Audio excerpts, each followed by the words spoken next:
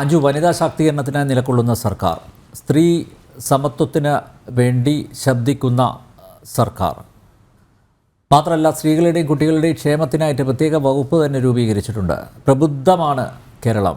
പക്ഷേ ഇങ്ങനെ ഒരു വിഷയം ഉണ്ടായിട്ട് സർക്കാർ ഇക്കാര്യത്തിൽ, അല്ലെങ്കിൽ ബന്ധപ്പെട്ട വകുപ്പ് കൈകാര്യം ചെയ്യുന്ന മന്ത്രിമാർ, അതുപോലെ വനിതാ സംഘടനകൾ, എന്തിനും മുറവിളി കൂട്ടുന്ന വനിതാ സംഘടനകൾ, ഞാൻ രാഷ്ട്രീയമൊന്നും പറയുന്നില്ല, പക്ഷെ ആരും ഈ വിഷയത്തിൽ പ്രതികരിച്ചിട്ടില്ല.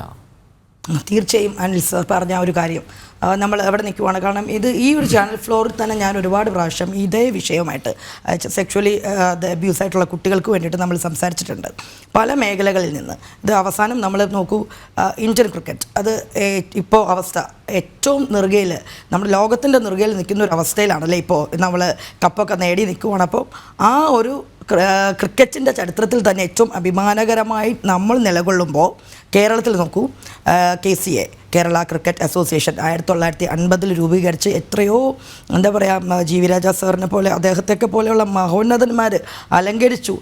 50 തൊട്ട് 63 വരെ അദ്ദേഹം പ്രസിഡൻ്റായിരുന്നു എന്ന് തോന്നുന്നുണ്ട്. അങ്ങനെയുള്ള ആൾക്കാർ, സമാരാധ്യരായ ആൾക്കാർ അലങ്കരിച്ച ഒരു സ്ഥാപനം, അവിടെ നിന്ന് കേൾക്കുന്ന ഏറ്റവും ഹീനമായ ഒരു വാർത്ത, ആ വാർത്ത കേൾക്കാൻ തുടങ്ങിയിട്ട് ഏകദേശം 4-5 ദിവസമായി.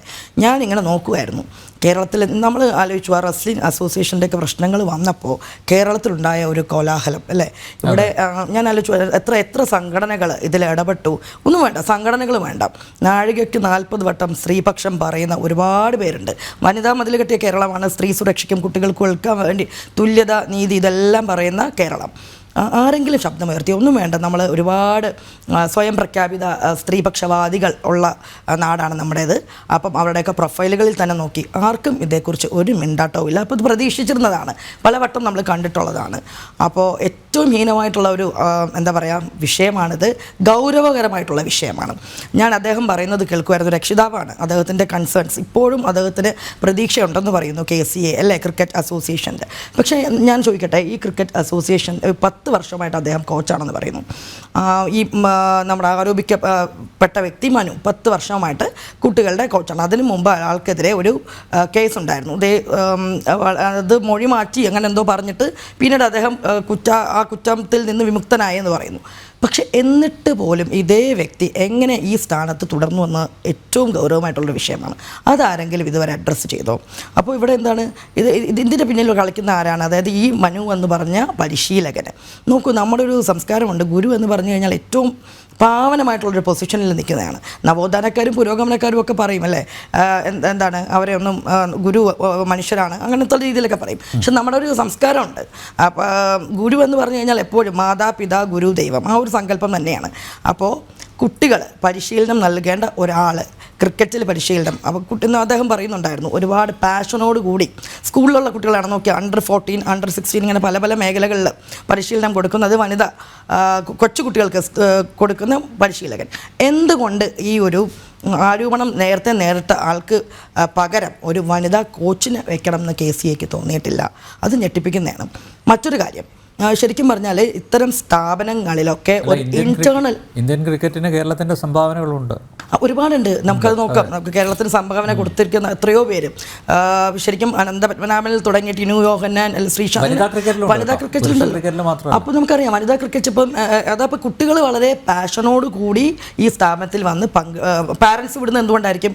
ഇത്രയും വലിയൊരു സ്ഥാപനം, അവിടെ നമ്മുടെ കുട്ടികൾ സുരക്ഷിതരായിരിക്കും എന്നുള്ളൊരു വിശ്വാസത്തിൽ ആണ് നമ്മൾ ആസ് എ പാരൻറ്റ് ഞാനും ആലോചിക്കുകയാണ്. അദ്ദേഹത്തിൻ്റെ ആ ഒരു കൺസേൺ, അദ്ദേഹം എന്നിട്ടും അദ്ദേഹം പ്രതീക്ഷ വെച്ച് പുലർത്തുന്നുണ്ട് അവരിൽ നിന്ന് ശരിക്കും നീതി കിട്ടും എന്നുള്ള.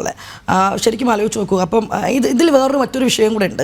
ഈ കുട്ടികൾക്ക് നമുക്ക് ഈ ഒരു കുട്ടികളെ ശാരീരികമായിട്ട് അദ്ദേഹം ഉപദ്രവിച്ചു എന്നുള്ള കേസുകൾ കുറേ വന്നുകൊണ്ടിരിക്കുന്നു. അപ്പോൾ 6 കേസുകൾ ഇപ്പം ഇതിനകം തന്നെ രജിസ്റ്റർ ചെയ്യുന്നു എന്ന് പറഞ്ഞു. പക്ഷെ എനിക്ക് തോന്നി 10 വർഷങ്ങൾ കൊണ്ട് 6 ആയിരിക്കില്ല. പലരും പറയാൻ മടിക്കുന്നതായിരിക്കും. നമ്മുടെ കേരളത്തിൻ്റെ ഒരു രീതി വെച്ച് നോക്കിക്കഴിഞ്ഞാൽ ശരിക്കും പറഞ്ഞാൽ ഇരയ്ക്കൊപ്പമല്ല വേട്ടക്കാർക്കൊപ്പം നിൽക്കുന്ന ഒരു സൊസൈറ്റിയാണ് നമ്മുടേത് അല്ലേ. അപ്പോൾ ആ ഒരു ഇത് വരുമ്പോൾ പാരൻസിനും കുട്ടികൾക്കും ഒക്കെ ഒരുപാട് പ്രശ്നങ്ങൾ ഉണ്ടായിക്കൊണ്ട് ഈ ഒരു ഇപ്പം കേസ് തന്നെ നമുക്ക് നേരത്തെ തന്നെ ഇയാൾക്കെതിരെ ഉണ്ടായിരുന്നുള്ളത് മൊഴി മാറ്റിയെന്ന് പറഞ്ഞു. ആ സാഹചര്യം എന്താണെന്ന് നമുക്കറിയില്ല. ഭയപ്പെടുത്തിയാവാം, പൊളിറ്റിക്സ് കളിച്ചിട്ടാവാം, എന്തൊക്കെയോ രീതികളിലാവാം. അപ്പോൾ ഇതും നമുക്ക് 6 കേസുകൾ, പക്ഷേ ഇന്നും കണ്ട് വെളിപ്പെടുത്തലുണ്ടായ ആൾ ഒരു കേസും കണ്ടേ സമ്മതിച്ചിട്ടുള്ളൂ, അങ്ങനെ നടന്നിട്ടുണ്ടെന്ന് സമ്മതിച്ചു എന്നൊക്കെ പറയുന്നു. നമുക്കറിയില്ല, അതൊക്കെ പോലീസ് കൃത്യമായിട്ട് അന്വേഷിക്കും. പക്ഷേ ഞാൻ ചോദിക്കുന്നൊരു കാര്യം എന്താണെന്ന് വെച്ച് കഴിഞ്ഞാൽ, ഇവിടെ ഒരു ഇൻറ്റേർണൽ ശരിക്കും പറഞ്ഞാൽ അതോറിറ്റി ഉണ്ടായിരുന്നു KCAക്ക്. ശരിക്കും വേണ്ടതല്ലേ ഇൻറ്റേർണൽ അതോറിറ്റി എന്ന് പറഞ്ഞു കഴിഞ്ഞാൽ? കുട്ടികളെ ഇങ്ങനെ പരിശീലനം കൊടുക്കുമ്പം സെക്ഷൽ അബ്യൂസ് ഒന്നും ഉണ്ടാവാതിരിക്കാനുള്ള മാൻഡേറ്ററി ആണ്, അങ്ങനെ വേണ്ടതാണ് സ്ഥാപനങ്ങളിൽ. അതുപോലും KCAക്ക് ഇല്ല എന്നാണ് അറിയാൻ കഴിയുന്നത്. അപ്പം എന്തോരം പാളിച്ചകളാണ് ഈ കേരളത്തിൽ നമ്മുടെ. ഞാൻ മനസ്സിലാക്കുന്നത് ഒരു ഓംബുഡ്സ്മാൻ ഉണ്ട്, പക്ഷേ ഓംബുഡ്സ്മാൻ ഒരു റിട്ടയേർഡ് ജഡ്ജി, അവരുടെ മുന്നിലും പരാതി എത്തി.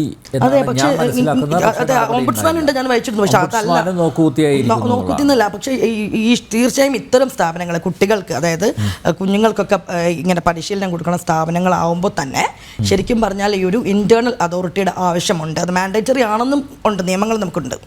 എന്നിട്ട് പോലും ഇവിടെ ഇതൊക്കെ സംഭവിക്കുന്നു. 10 വർഷത്തോളമായിട്ട് അദ്ദേഹം പരിശീലനം നടത്തുന്നു. എന്നിട്ട് എത്ര സ്ത്രീ സംഘടനകൾ ഇതിൻ്റെ പ്രതികരിച്ചു? നമുക്കൊരു കായിക മന്ത്രിയുണ്ട്, അല്ലെങ്കിൽ സർക്കാരുണ്ട്. ഞാൻ ചോദിക്കുന്നതാണ്, നമുക്ക് റെസ്ലിംഗ് അസോസിയേഷൻ അങ്ങ് നടന്നപ്പോൾ നമ്മളിവിടെ ഘോരഘോരം സമരം ചെയ്തവരാരെങ്കിലും ഇതിനെതിരെ പ്രതികരിച്ചോ? ഇതാണ് കേരളം. യെസ്, ഇതാണ് കേരളം.